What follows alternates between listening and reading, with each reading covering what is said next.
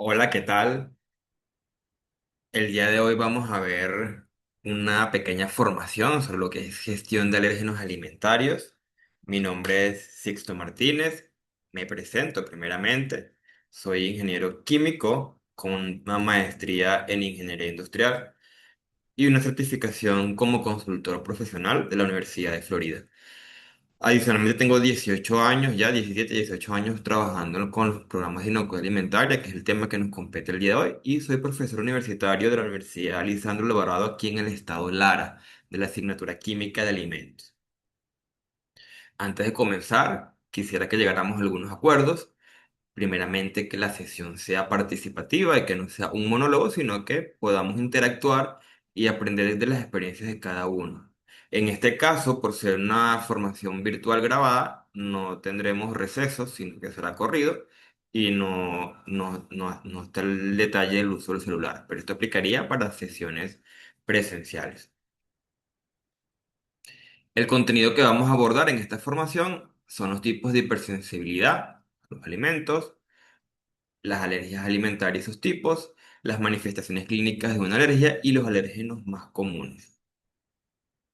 Y las competencias a desarrollar serán que conozcan los principales elementos para el control de alérgenos en la industria alimentaria, que apliquen herramientas para su gestión y que aprecien la importancia de valorar el riesgo potencial de contacto cruzado por alérgenos. Sobre todo porque aquí se juega con la salud, o no se juega, sino que se tiene en las manos la salud y la vida de los consumidores de estos alimentos, y por eso la importancia de este tema. Sin más preámbulo, ya para comenzar, vamos a diferenciar con este diagrama los tipos de reacciones adversas de los alimentos. Hay dos tipos, las no tóxicas y las tóxicas. Las tóxicas siempre digo que cuando el alimento está malo, ese alimento tiene algún problema y le hace daño a la salud de la persona. Por otro lado están las no tóxicas, que es el tema de hoy, que también se conocen como hipersensibilidades. En este caso, el alimento no está malo, no tiene ningún problema. Lo que ocurre es realmente que hay personas que tienen una condición de salud. Esta condición de salud se llama hipersensibilidad y algunas personas la poseen. Entonces, no hay un problema como tal con el alimento de que sea malo, sino que las personas tienen esta condición y como proveedores de alimentos debemos tener los cuidados respectivos. A su vez, estas hipersensibilidades se dividen en dos que son muy confundidas pero que tienen sus claras diferencias. Unas son las alergias alimentarias y las otras las intolerancias alimentarias.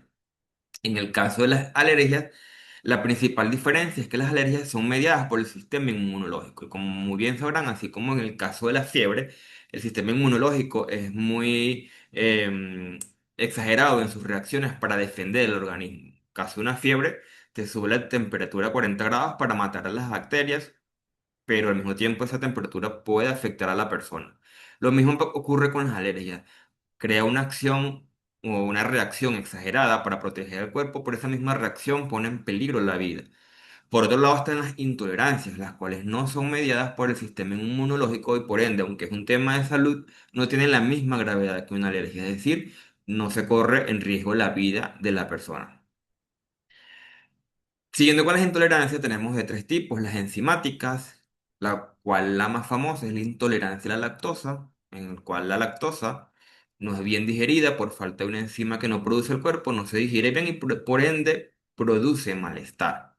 Aquí podemos ver la segunda diferencia entre alergias e intolerancias, que las alergias siempre son producidas por una proteína, mientras que la intolerancia no necesariamente. En el caso de la lactosa es un carbohidrato o un azúcar. Entonces la lactosa no produce alergia, produce intolerancia. Otros tipos son las farmacológicas, como intolerancia a la cafeína, y hay otros de mecanismo indefinido, como la hipersensibilidad a los sulfitos y a las especies.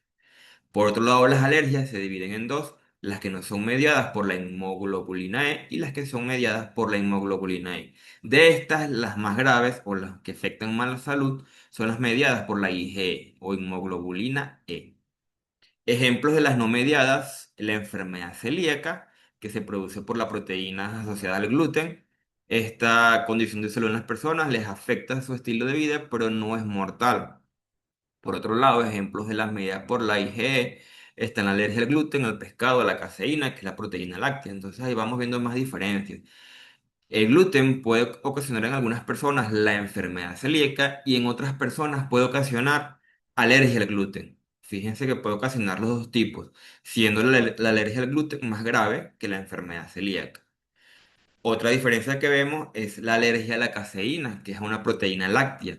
Es muy diferente a la intolerancia a la lactosa, que es un azúcar presente en los lácteos. Entonces, ¿cuál tiene más gravedad? La alergia como tal, porque ya vimos que es producida por el sistema inmunológico. Ahora bien, las alergias, ya para recapitular un poco, es una reacción del sistema inmunológico.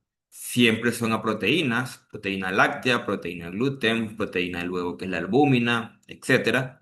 Y está dentro de los peligros químicos de inocuidad más importantes. ¿Por qué es de los más importantes? Porque puede causar una reacción inmediata e inclusive puede causar la muerte de la persona en cuestión de minutos. En cuestión de 15 a 20 minutos una persona puede morir por una reacción alérgica. Por eso las empresas de alimentos deben, no solo las empresas de alimentos, también comedores, restaurantes, etcétera, deben tratarlo con sumo cuidado y tomar las medidas de control. Y de allí la importancia de reforzar este tipo de temas con formaciones.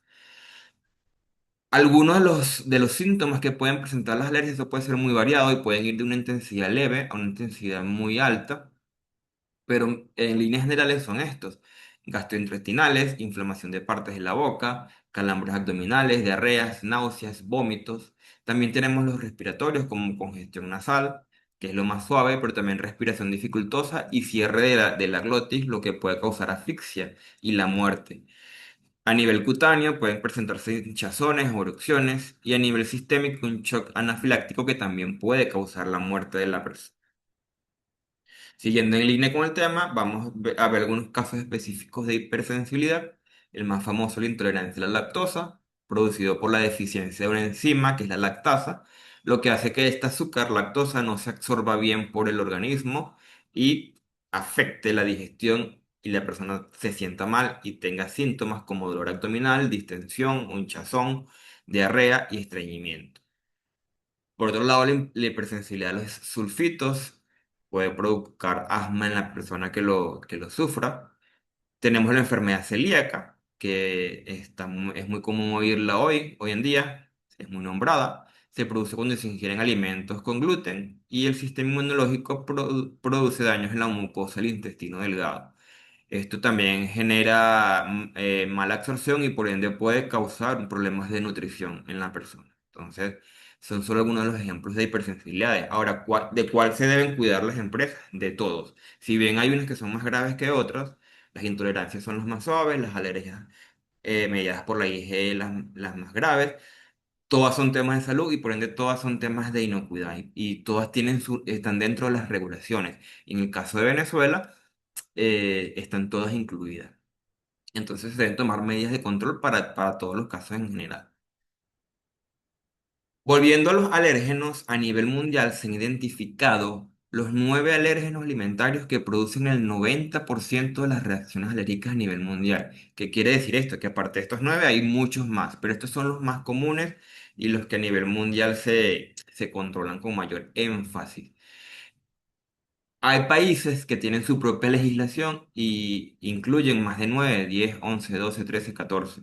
Va a variar de país en país, por eso es importante consultar la normativa del país donde se está produciendo y comercializando el producto. Por ejemplo, si fabricamos aquí en Venezuela, pero exportamos a México, debemos consultar la normativa mexicana porque es muy diferente a la venezolana.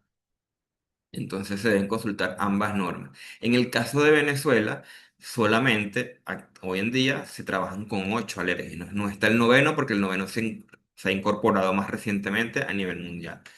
Estos 9 alérgenos son la leche y todos sus derivados y todo aquello que se prepare conteniéndolo. Por ejemplo, si elaboro una torta con lácteos, pues la torta se convierte en un alérgeno.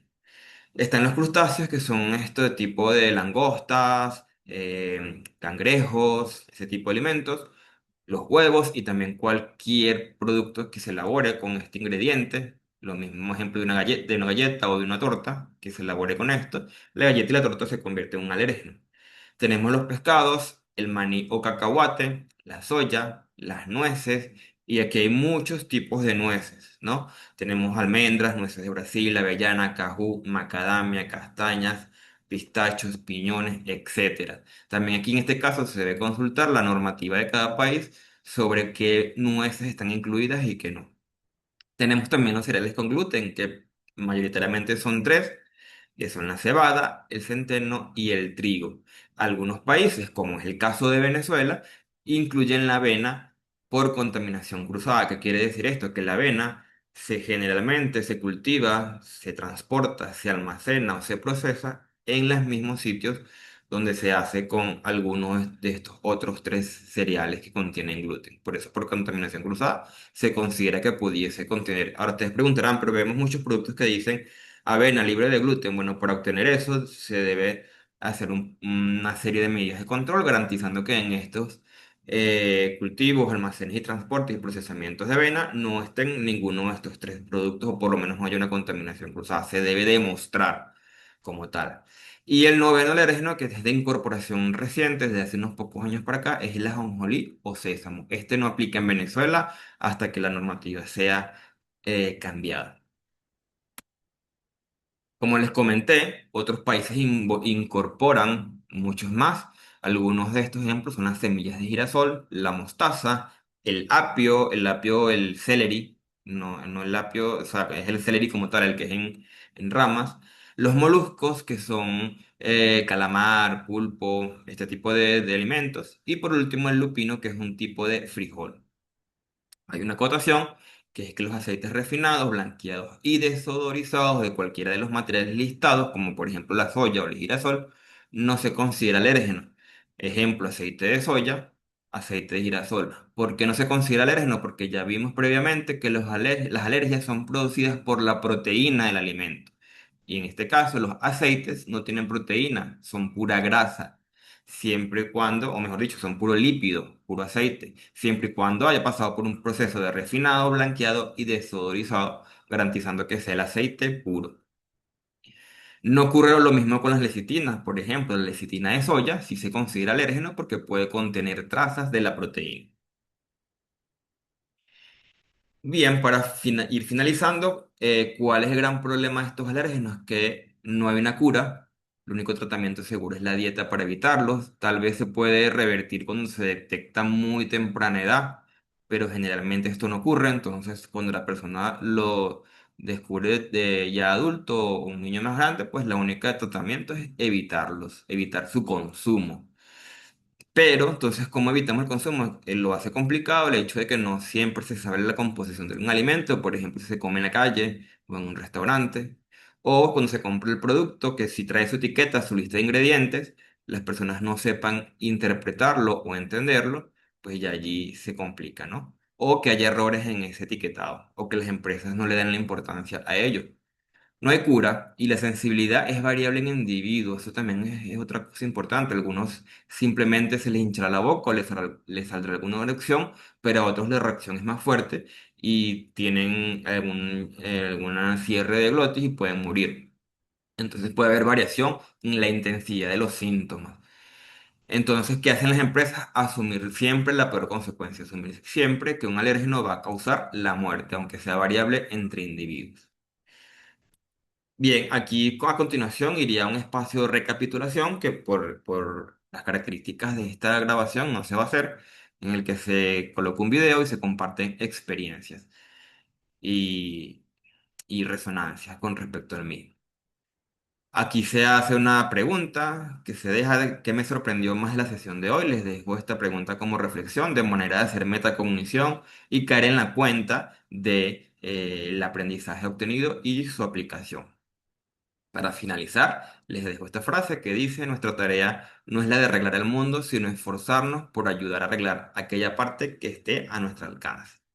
Muchísimas gracias por este espacio, espero que sea un aprendizaje valioso para ustedes y nos encontramos en próximas actividades. Muchas gracias.